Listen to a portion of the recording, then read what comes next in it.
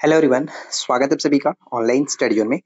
तो आज हम इस वीडियो में बात करेंगे बिहार करंट अफेयर्स जनवरी से जून जो मिक्स क्वेश्चंस का चल रहा है सीरीज, वो तो देखेंगे। उसके साथ साथ बिहार स्पेशल जीके भी हम एमसीक्यू फॉर्मेट में देखने वाले हैं। तो उम्मीद करता हूँ कि आपने कल वाली वीडियो देखी होगी, जिसमें मैंने आप लोगों को बहुत अच्छे तरीके से सारी चीजें प्रोवाइड कराई थी। अगर आपने नहीं देखा है तो आप जा करके कल वाला वीडियो देखिए, उसके बाद आगे बढ़ते रहेंगे। ठीक है, तो सेट नंबर 3 है। चलिए फिर शुरू करते हैं, और ये वीडियो आपके आने वाले सभी पेपर के लिए बहुत ज्यादा इंपॉर्टेंट है, तो आप इसको मिस करने की बिल्कुल भी भूल मत करना। तो चलिए फिर शुरू करते हैं। देखिए, नेक्स्ट जो स्लाइड है, इस पे हम बात करेंगे कि Bihar current affair 2025 mix set set number 3। Right, तो स्टार्ट करते हैं। तो सबसे पहला प्रश्न देखिए क्या कह रहा है कि बिहार खेती के लिए बिजली देने के मामले में पूरे देश में कौन सा स्थान रखता है। तो ध्यान रखना है कि बिहार जो है वो ओवरऑल पूरे इंडिया में अगर खेती के मामले में बिजली देने की बात करें तो चौथे स्थान पर आता है।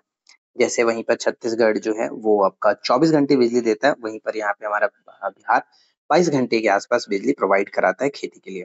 तो यहाँ पे ऑप्शन मतलब फोर्थ नंबर पे आता है, ये ध्यान रखेंगे। एनसीईआरटी की ओर से भोपाल में आयोजित मूर्तिकला राष्ट्रीय कला उत्सव में बिहार की किस छात्रा ने दूसरा स्थान हासिल किया है।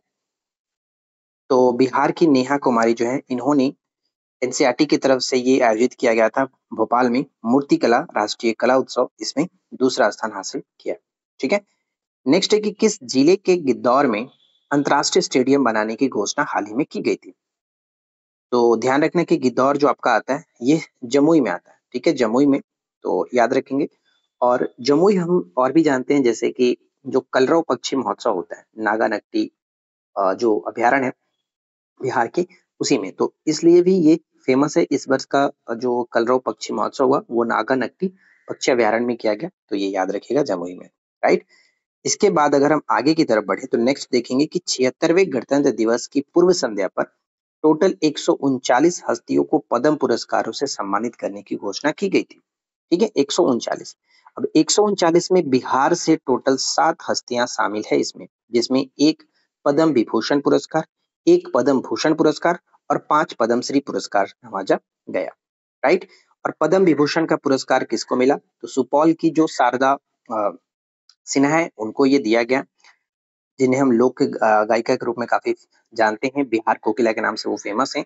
और सेकंड की बात करें, पद्म भूषण जो है वो पुरस्कार दिया गया जो हमारे पूर्व अ, मुख्यमंत्री के रूप में जाने जाते हैं सुशील कुमार मोदी जी, मरणोपरांत 2 लोगों को दिया गया, इनको पद्म भूषण का पुरस्कार दिया गया। और 5 लोगों को पद्मश्री पुरस्कार दिया गया।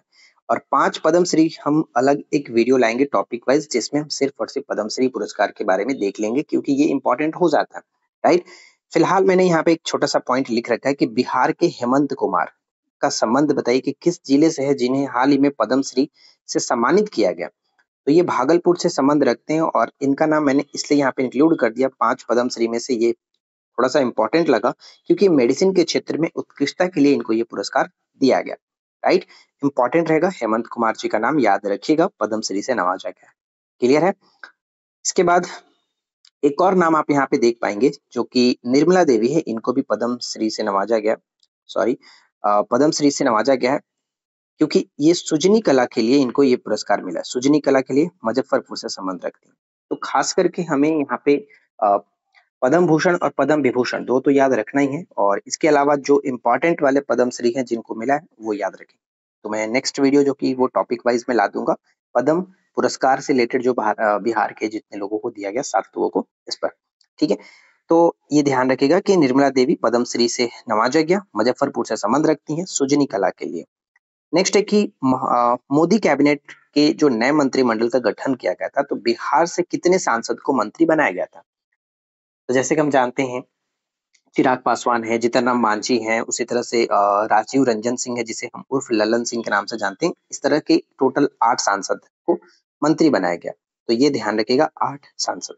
ठीक है, नेक्स्ट है कि 76वें गणतंत्र दिवस के अवसर पर 15 विभागों की झांकियां निकाली गई थी। इसमें 2 चीज इंपॉर्टेंट रहेगा।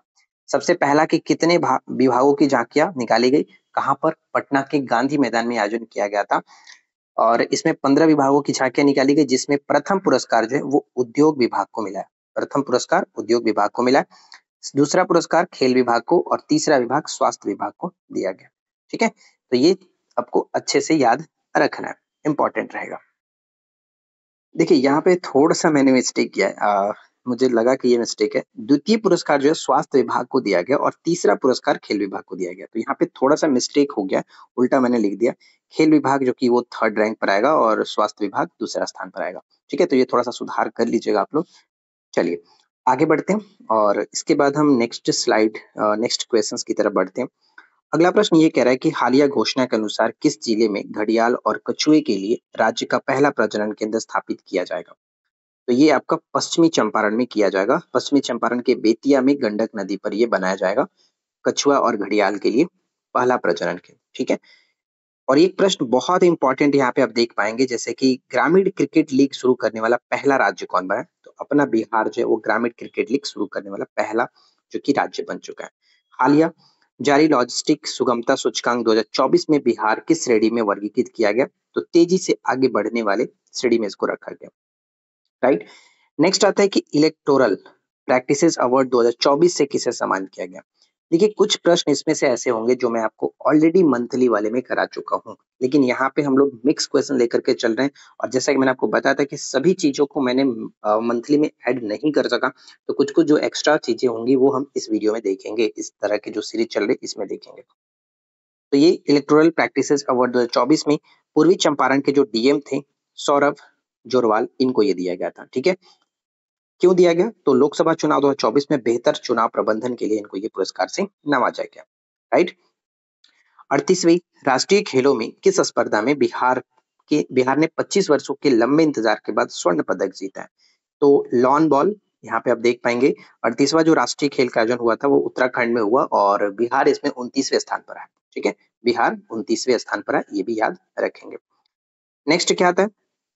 नेक्स्ट आता है कि कचरा निपटान के लिए बिहार का पहला और सबसे बड़ा प्लांट जो कि कहाँ स्थापित किया जाएगा? तो कचरा निपटान के लिए बिहार का पहला और सबसे बड़ा प्लांट मुजफ्फरपुर में लगाने की बात की गई है। मुजफ्फरपुर में लगाने की बात की गई है। तो कुल मिलाकर आज हमारे पास करंट अफेयर्स के इतने सारे क्वेश्चंस मैंने इकट्ठे किए थे, जो कि बहुत ही चुनिंदा होते हैं और बहुत ही मेहनत लगती है इस तरह के बिहार के करंट अफेयर्स को सिलेक्ट करने में। तो उम्मीद करता हूँ कि आपने यहाँ तक वीडियो को वॉच किया। अब हम बढ़ते हैं जो कि बिहार स्पेशल की तरफ और देखते हैं क्या क्या क्वेश्चन हमें उधर देखना है। देखिए सबसे पहला प्रश्न आपके स्क्रीन पर क्या कह रहा है कि सिरसा का अंतिम अभियान कौन सा था?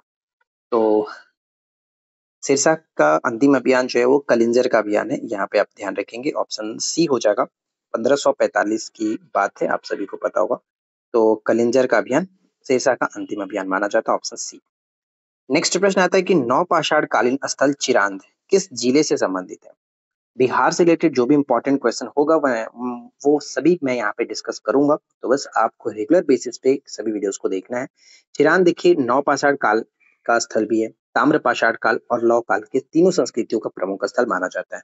यहाँ 1960 के दशक में खुदाई की गई थी जिसमें मानव आवास हड्डियां के औजार और साथ साथ मिट्टी के बर्तन और किसी के प्रमाण भी मिले हुए। चिरान भारत के सबसे महत्वपूर्ण नौ पाषाण स्थलों में से एक माना जाता है और ये गंडक नदी के किनारे कह सकते हैं। गंडक नदी विशेष रूप से जिसे हम एक घाघरा या फिर सरयू के नाम से भी जानते हैं, ये दाएं तट पर बसा हुआ था। यानी ये जिले अगर पूछा जाए तो ये सारण जिले में स्थित है, ऑप्शन बी हो जाता है। ठीक है, सारण। नेक्स्ट क्या आता है कि देवगुप्त ने किसके साथ समझौता कर कनौज के मखौरी शासक को पराजित किया था? तो बताइए कि देवगुप्त ने किसके साथ समझौता कर कनौज के मखौरी शासक को पराजित किया था? तो यहाँ पे हमारा करेक्ट आंसर निकल के आएगा शशांक। ठीक है, शशांक ऑप्शन बी। ठीक है, बी को टिक करेंगे। नेक्स्ट क्या आता है कि बिहार में लोकसभा सीटों की संख्या कितनी है? बहुत अच्छा सवाल है। यहाँ पे चारों इंपॉर्टेंट है क्योंकि 75 जो है वो विधान परिषद में है, 40 लोकसभा में सीटों की संख्या, तो यहाँ पे बी हमारा करेक्ट आंसर बन गया। 243 विधान सभा में सीटों की संख्या, बिहार में विधानसभा की सीटों की 243 और विधान परिषद में 75 और राज्यसभा में सीटों की संख्या 16 होता है। ठीक है, तो ये चारों याद रखेगा, इंपॉर्टेंट है। नेक्स्ट कि महिला साक्षरता को बढ़ाने के लिए कब अक्षर आंचल योजना प्रारंभ की गई थी? अक्षर आंचल योजना को प्रारंभ कब किया गया था? तो देखिए महिला साक्षरता को बढ़ाने के लिए अक्षर आंचल योजना बिहार सरकार ने दिसंबर 2012 में स्टार्ट किया था, तो बी यहाँ पे करेक्ट आंसर बनेगा, बी। ठीक है, अगर आप लोगों को वीडियो पसंद आ रही है तो प्लीज इस वीडियो को लाइक करिए, फ्रेंड के साथ शेयर करिए। चैनल पे पहली बार अगर आप आए तो सब्सक्राइब करके नोटिफिकेशन बेल आइकन को ऑल पे सेट कर लीजिए, ताकि इस तरह की रोजाना वीडियो आप लोगों को मिलती रहे। नेक्स्ट क्या था, रामधारी सिंह दिनकर का जन्म कहाँ हुआ था? ये बहुत ही सिंपल सा प्रश्न है लेकिन इंपॉर्टेंट है। रामधारी सिंह दिनकर का जन्म जो है वो बेगूसराय की सिमरिया गांव में हुआ था। बेगूसराय के सिमरिया, यहाँ पे ए को टिक करेंगे, ठीक है। ये बाबू कुंवर सिंह का जो संग्रहालय है, बाबू कुंवर सिंह संग्रहालय की स्थापना कब की गई थी, ये आपको बताना है। तो देखिए, बाबू कुंवर सिंह और इनका जो 1857 के संबंध में जो संग्राम रहा, इससे संबंधित वस्तुओं को प्रदर्शित करता है ये संग्रहालय।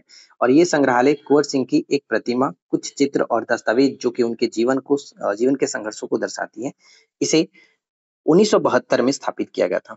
ठीक है, 1972 में स्थापित किया गया था। ऑप्शन सी करेक्ट होगा, ठीक है, सी, यहाँ पे सी होगा, ऑप्शन सी। नेक्स्ट क्या आता है कि विद्या की नींव नामक पुस्तक के लेखक कौन है? विद्या की नींव, तो विद्या की नींव पुस्तक के लेखक जो होंगे, बिहार बंधु के जो संपादक थे केशव राम भट्ट ने संभवतः विद्या की नींव जैसी पुस्तकें लिखी थी। तो केशव राम भट्ट यहाँ पे सी हो जाता, correct answer, option C. Next क्या आता है कि निम्न में से किस शैली के चित्रों का मुख्य जो विषय है वो जनसाधारण के सामान्य जीवन का चित्रांकन, जनसाधारण के सामान्य जीवन का चित्रांकन है।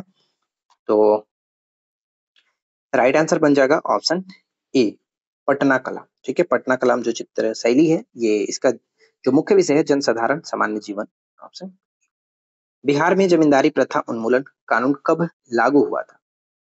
तो देखिए, बिहार सरकार ने बिहार जमींदारी उन्मूलन अधिनियम जो कि पारित किया था 1950 में, ठीक है। तो यहाँ पे फिलहाल हम ऑप्शन बी को टिक करेंगे, 1950 में, और ये लागू हुआ सितंबर 1950 में।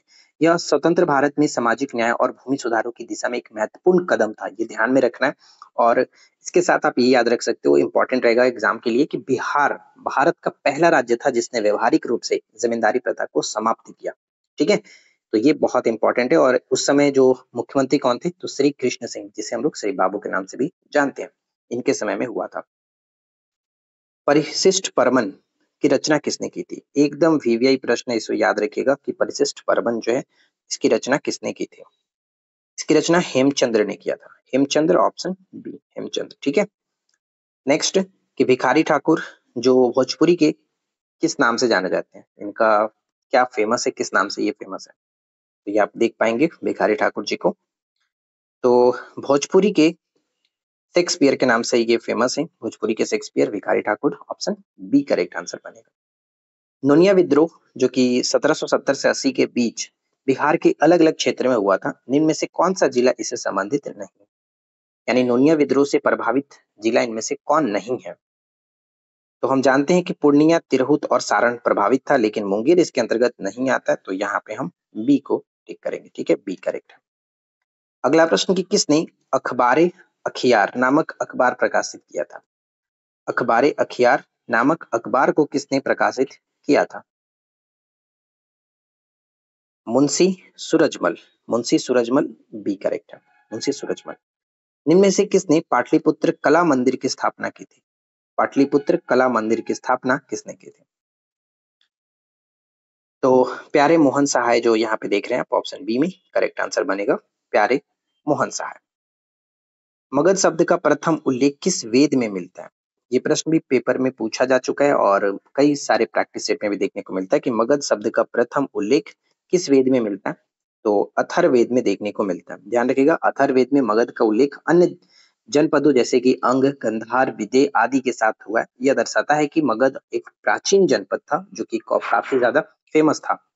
तो इसके बाद हम देखते हैं नेक्स्ट क्वेश्चन। तो अगला प्रश्न देखिए, कह रहा है कि हाल ही में बिहार में किस स्थान पर उत्तर भारत का पहला बर्ड रिंगिंग स्टेशन खोला गया?